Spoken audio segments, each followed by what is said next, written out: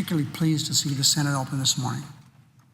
As we all know, last week at this time, even as recently as just a few evenings ago, whether the government would stay open was a very real question.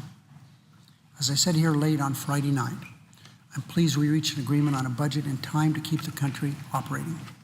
And I'm pleased that the budget will make historic cuts, saving the country money so we can lower our deficit and do a better job of living within our means.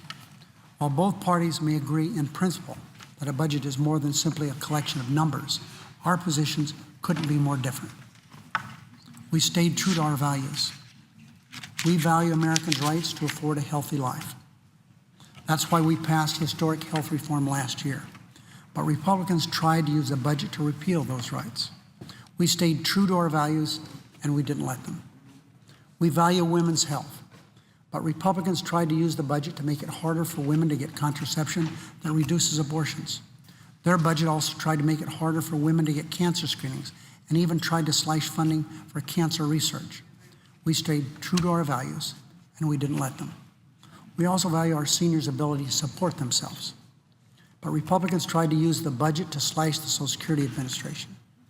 That would have meant delays for seniors and disabled Americans who count on the benefits they've earned over a lifetime of hard work. They also tried to use the budget to reopen the donut hole, which would have sent seniors' prescription drugs skyrocketing. We stayed true to our values. We didn't let them. We value our children's education. But Republicans tried to use the budget to kick little boys and girls out of pre-kindergarten programs and slash Pell Grants that help so many students afford college. Madam President, we value our environment.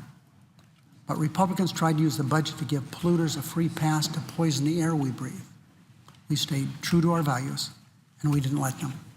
Finally, Madam President, we value our responsibility to create jobs.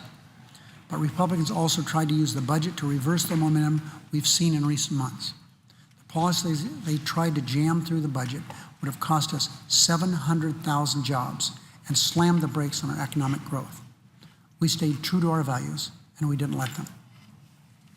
There are many more examples in this vast budget, examples of programs Republicans wanted to destroy, but that Democrats demanded we protect.